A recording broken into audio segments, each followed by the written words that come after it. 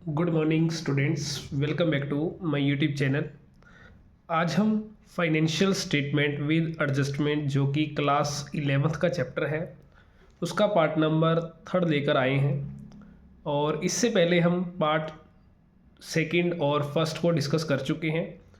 तो आपसे रिक्वेस्ट है, अगर आपने वीडियो को भी नहीं देखा, पार्ट नंबर 1 और 2 को एक बार ज़रूर देखें, क्योंकि वो दोनों पार्ट मोस्ट इम्पोर्टेंट हैं आपकी, और बिल्कुल एक कंप्लीट चैप्टर की तरह आपका कंटिन्यू चलता रहेगा। तो पार्ट नंबर 3 के अंदर हम कुछ एडजस्टमेंट डिस्कस करेंगे। तो जैसे फर्स्ट एडजस्टमेंट हमारे पास इसमें आ रही है एक्रूड इनकम या इनकम रिसीवेबल। देखो, एक होता है रिसीवेबल और एक होता है रिसीव्ड। देखो, रिसीव्ड का मतलब वो इनकम जो आपको मिल चुकी है, बट रिसीवेबल का मतलब वो इनकम जो अभी आपको मिली नहीं बट मिलने वाली है।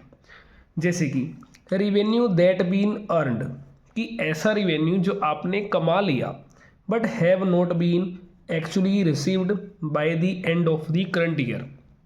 जैसे कि आपके पास ये 2025 चल रहा है, आपने 25 के अंदर वो इनकम को अर्न कर लिया, बट आपने 25 के एंड तक अभी तक आपको वो इनकम रिसीव नहीं हुई।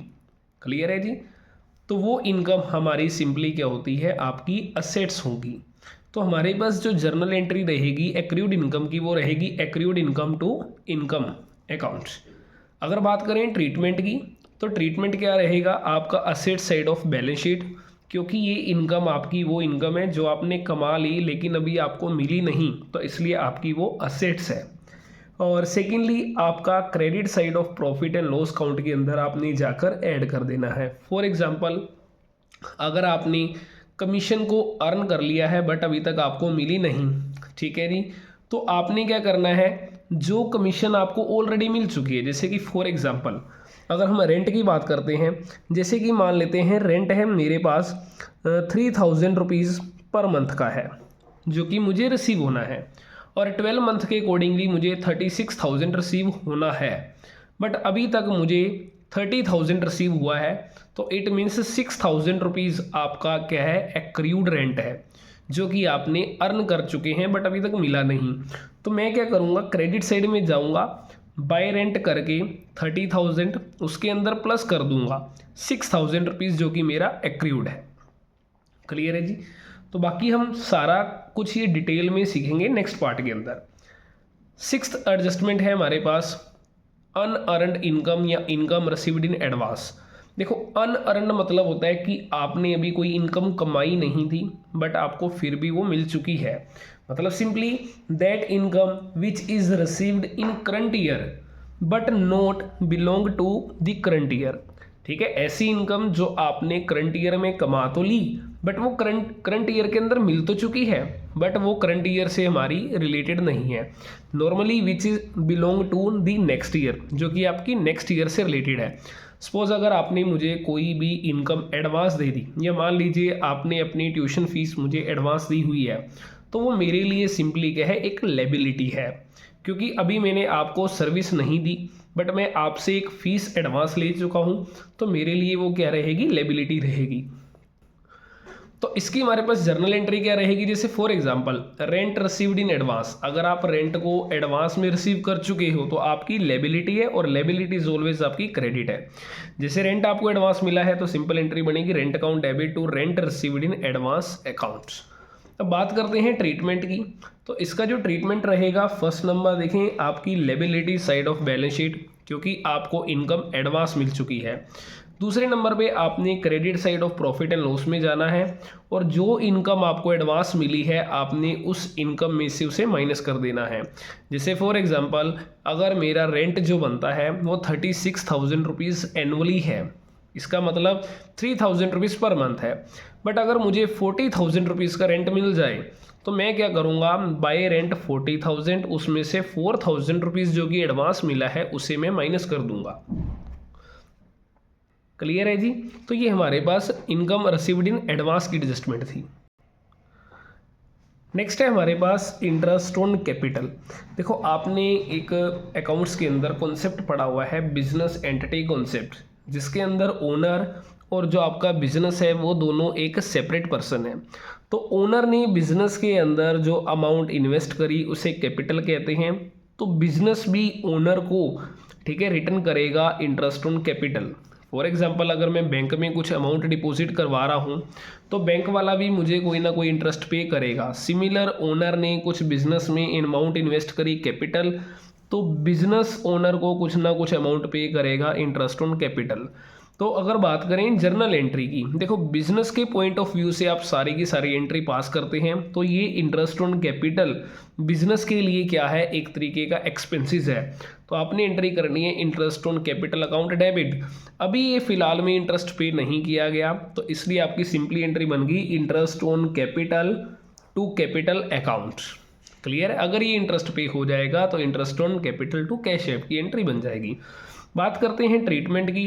बिजनेस के पॉइंट ऑफ व्यू से ये इंटरेस्ट ऑन कैपिटल क्या है, एक तरीके का एक्सपेंसेस है, तो इसलिए इसे debit side of profit and loss account में रिकॉर्ड किया जाएगा। Second number, liability side of balance sheet में रिकॉर्ड किया जाएगा, क्योंकि आपने अभी ये इंटरेस्ट पे करना बाकी है।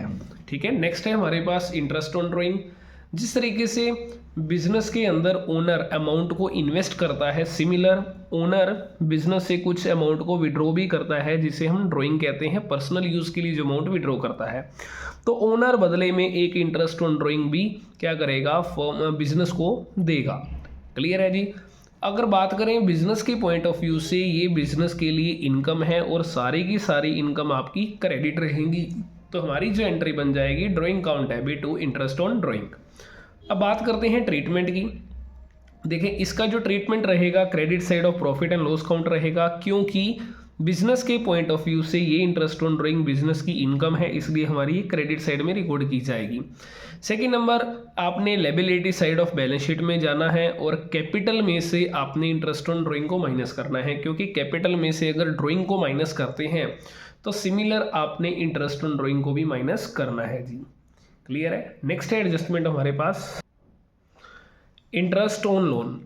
देखिए, अब ऐसा नहीं है कि जो हमारा बिजनेस है सिर्फ मेरी कैपिटल के थ्रू, अगर मतलब मान लीजिए ओनर ने जो बिजनेस में कैपिटल लगाई उसी के थ्रू हमारा बिजनेस रन कर सके, तो बिजनेस को कभी कभार क्या होता है, आप लोन भी लेना पड़ता है, जिसे वो बैंक से लोन ले सकता है, किसी आउटसाइडर पार्टी से लोन ले सकता है। तो जैसे सिंपली हमारा बिजनेस है, हमारे पास SBI बैंक है, बिजनेस ने SBI बैंक से लोन लिया, तो बिजनेस आफ्टर 1 ईयर या आफ्टर 6 मंथ जैसी भी कंडीशन होंगी उसको इंटरेस्ट ऑन लोन पे करेगा SBI बैंक को। ठीक है जी? तो बिजनेस के पॉइंट ऑफ व्यू से देखें तो ये इंटरेस्ट ऑन लोन जो हमारे लिए एक्सपेंसेस, मतलब हम कौन है, बिजनेसमैन, हम ओनर है एक तरीके से, तो बिजनेस के पॉइंट ऑफ व्यू से ये इंटरेस्ट ऑन लोन बिजनेस के लिए एक्सपेंसेस है।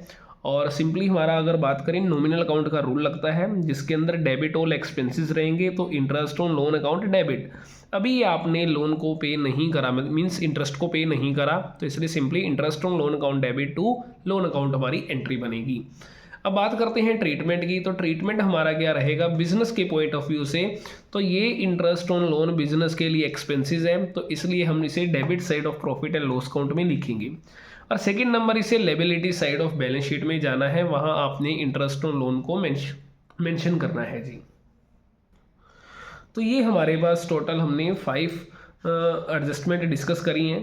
तो आपको अगर ये सारी की सारी समझ आ गई हैं तो ओके है, अगर नहीं समझ आई तो आप अपना डाउट कमेंट बॉक्स के अंदर डाल सकते हैं, अगर कोई डाउट है तो।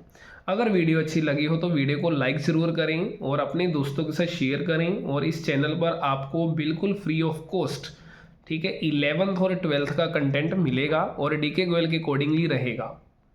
Thank you.